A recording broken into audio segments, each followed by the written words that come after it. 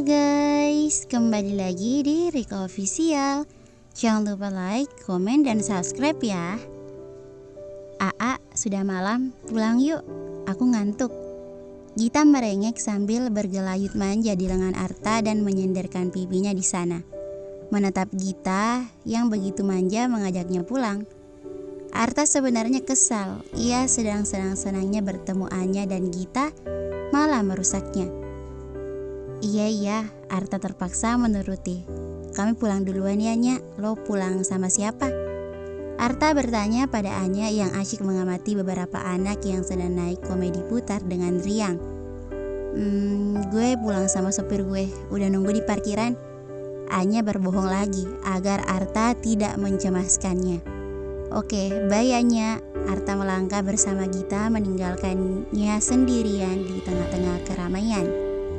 Anya menghela nafas panjang menatap kepergian Arta dan Gita hingga keduanya hilang di telan keramaian. Anya kemudian berbalik hendak menuju arah lain dan tiba-tiba saja ia merasakan pundaknya disentuh lembut, membuat ia bereaksi keras dengan menepis begitu keras tangan yang menyentuh pundaknya.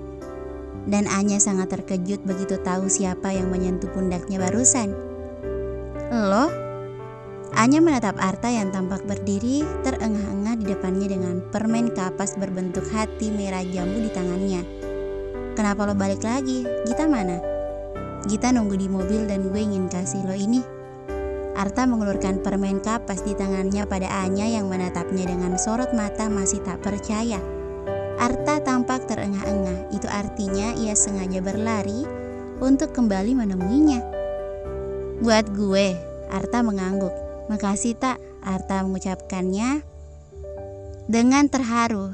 Anya mengucapkannya dengan terharu sambil tersenyum.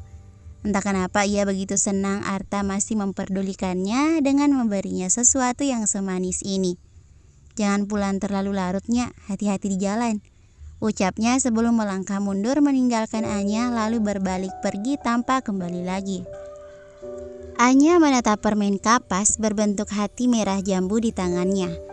Permen kapas pemberian dari Arta yang sepertinya dibeli dengan diam-diam tanpa sepengetahuan Gita. Dasar Arta, ucapnya lirih seraya menatap sendu pada punggung Arta yang kian menjauh bersama Gita meninggalkan pasar malam dan dirinya. Sebelumnya ia tidak pernah menyangka akan bertemu dengan Arta di pasar malam. Sosok yang tanpa sengaja menyelamatkannya dari kejaran anak buah Pasha. Anya tersenyum menatap permen kapas pemberian Arta lalu mengangkat kamera ponselnya untuk mengabadikannya. Setelah melihat hasil fotonya, Anya merasa senang hingga langsung mengunggahnya di Instagram dan memberinya sebuah tulisan simple but sweet. Melihat suasana pasar malam mulai ditinggalkan pengunjungnya, Anya melangkah keluar sambil memesan taksi daring dan melupakan bahwa anak buah Pasha masih mengejarnya. Anya lengah. Saat ia sedang tersenyum memandang kembali foto permen kapasnya, ia tidak menyadari bahaya telah menantinya.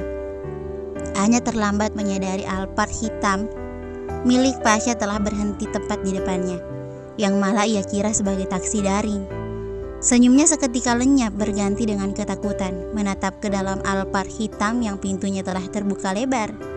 Dengan jelas ia melihat Pasha duduk santai bersandar dan tersenyum padanya. Anya perlahan-lahan mundur, ia harus segera berlari. Saat ia memutar tumitnya, tubuhnya menabrak sosok bertubuh tinggi besar. Sosok itu adalah bodyguard Pasha yang kini menahan tubuhnya dengan kuat hingga Anya tak bisa berkutik lagi. Ayo pulang, kata Pasha tersenyum sambil memberi isyarat pada bodyguardnya, yang tiba-tiba saja langsung mengangkat tubuh Anya dan memasukkannya ke dalam mobil, meninggalkan permen kapas pemberian Arta yang terjatuh di trotoar. Enggak, Anya menjerit sekencangnya, namun sia-sia. SUV hitam Pasha telah meluncur dan membawanya pergi, bersama dengan lelaki jahat itu, Pasha Iskandar. Bandel deh kamu, jangan salahkan kalau aku sedikit memaksa, kata Pasha sambil mendekatkan wajahnya pada wajah Anya yang terus menatapnya dengan tatapan kebencian yang dibalur rasa takut. Apakah kamu gak kangen suamimu ini?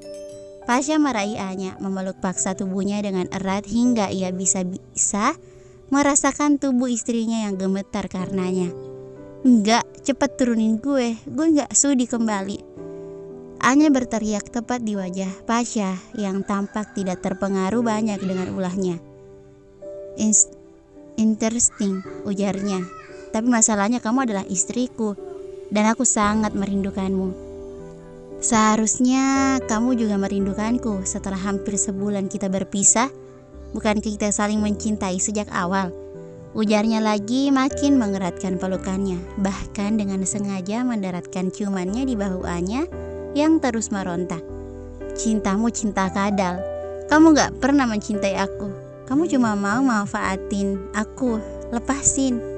Istriku sayang, sepertinya kamu telah salah paham. Aku tentu saja mencintaimu," ujar Pasha sambil beralih mengendus rambut Anya. "Ngomong-ngomong, aku sebenarnya kecewa mendengar kamu memotong rambut indahmu ini. Tapi melihatmu langsung dengan rambut barumu ini, kekecewaanku sirna. Kamu tetap cantik seperti biasanya sayang. Aku mohon turunkan aku di jalan."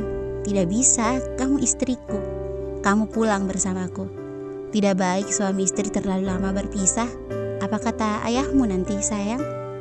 Pasha lalu mengeluarkan ponselnya dan memilih sebuah kontak yang akan ia hubungi video call. Ayah mertuanya. Anya terpaku menatap layar ponsel Pasha. Lelaki licik itu benar berhasil membungkamnya dengan panggilan video call ayahnya. "Assalamualaikum ayah." Pasha membukanya dengan salam yang halus, membuat wajah ayah mertuanya tampak berseri-seri menatapnya. "Waalaikumsalam nak. Pue haba. Alhamdulillah kami baik ya. Maaf kalau kami menghubungi selarut ini, karena Cut ingin berbicara dengan Anda ayah. Kangen kali tampaknya dengan ayah." Pasha menarik senyum melirik Anya yang tampak kaku menatap layar ponsel, menatap wajah ayahnya yang tampak bahagia melihatnya. "Cut, pue haba, sehat-sehat saja kah putri ayah?" Menatap wajah ayahnya yang tampak kurang sehat, Anya akhirnya menyahut, "Sehat ya," meski dengan suara tertekan hingga air matanya perlahan meleleh turun ke pipinya. "Kenapa Cut menangis?" tanya ayahnya dengan nada geli. Mendengar pertanyaan ayahnya, Anya ingin menghapus air matanya, tapi jemari tangan Pasha telah mendahuluinya. Mengusapnya lembut lalu mencium kelopak matanya dengan lembut tanpa bisa Anya cegah, sehingga membuat ayahnya tampak senang dengan perlakuan sang menantu pada putrinya. "Ayah sehat, Cut dengar ayah sakit," ucap Anya pada akhirnya setelah menguatkan dirinya untuk bersuara. Jangan sampai ayahnya mendengar suaranya yang terdengar sedih. "Ayah baik-baik saja Cut," balas ayahnya tersenyum sambil menyentuh dada sebelah kirinya dan terus menatap putrinya dengan bahagia. "Kita seharusnya bertemu sebentar lagi, tapi kenapa Cut malah batalkan resepsi di Jakarta? Membuat ayah dan semuanya di sini batal ke Jakarta?" Pertanyaan ayahnya kali ini membuat Anya tidak tahu harus menjawab apa. "Maafkan kami ayah karena telah membatalkannya." Pasha mengambil alih jawaban Anya. "Itu karena kami punya alasan kuat dan mengalihkan dana resepsi kami untuk memberi santunan pada panti asuhan dan kaum duafa di sini," tambah Pasha sambil melirik Anya yang kini balas meliriknya dengan lirikan muak. Namun malah makin membuat ayahnya semakin bangga menatapnya. "Pencitraan yang bagus," teriaknya dalam hati. "Laki-laki ini pantas dapat Oscar." "Bagus nak, ayah sangat bangga pada kalian." "Terima kasih ayah atas pujiannya. Karena sudah larut, kami harus segera pergi tidur. Salam untuk ibu mertua dan adik-adik. Assalamualaikum."